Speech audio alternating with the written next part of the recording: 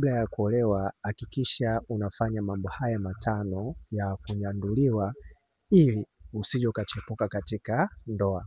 Ni vizuri zaidi kuweza kujua kwamba mwanamke kabla ya kuolewa ni rahisi akawa ni bahili sana kwa kutoa kitumbua, lakini kama atakuwa ameolewa huwa ni rahisi sana kuweza kutoa kitumbua. Hii ni kwa sababu anakuwa amezoea mambo ya kufanya mapenzi.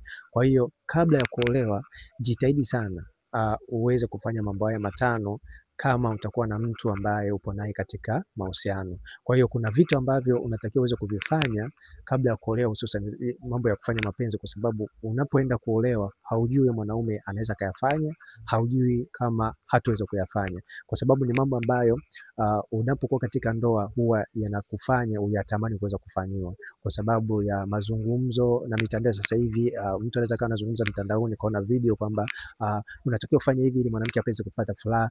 Kwa hiyo hali hiyo inaweza kukufanya mwanamke uliyepo katika ndoa kushawishika na ukachepuka kizembe. Kwa hiyo ni muhimu sana kuweza kujua kwamba kabla ya kuolewa mwanamke, hakikisha unafanya mambo haya matano.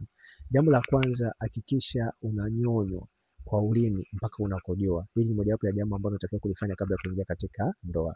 Jambo la tatu, hakikisha unapapaswa mpaka unakojoa. Jambo la tatu, hakikisha unaingiziwa kidole au ulimi katika kisponji ambacho kipo ndani ya kitumbua, ama kupampiwa na muogo mpaka kiweze kugusa kisponji ambacho kipo ndani ya kitumbua. Yaani hakikisha unafanywa hilo jambo. Na pia jambo la tatu, hakikisha unaweka staili ambazo zinakufanya unapata raha. Yaani jitahidi kabla ya kuingia katika ndoa unawekewa staili ambazo unapata raha.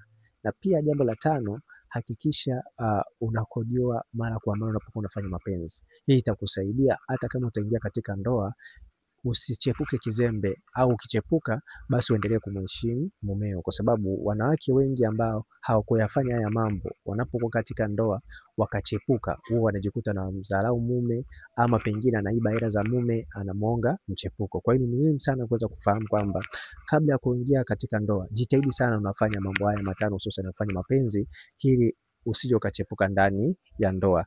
Na pia nikukumbushe kwamba kabla unahitaji kuweza kuingia katika mahusiano ama ndoa sahihi, hakikisha unapata kitabu. Kitabu hiki kinauzwa shilingi 15,000. Ni kitabu ambacho kitakusaidia sana kuweza kuingia katika mahusiano sahihi ambayo yatakusaidia kuingia katika ndoa sahihi. Na kama utahitaji ushauri ama video za staili za mapenzi, hakikisha unanicheki WhatsApp kwa namba 0713725736. Na kama utakuwa nje ya Tanzania utaanza na jumlisha 255 713 7287 36. Asante na karibu.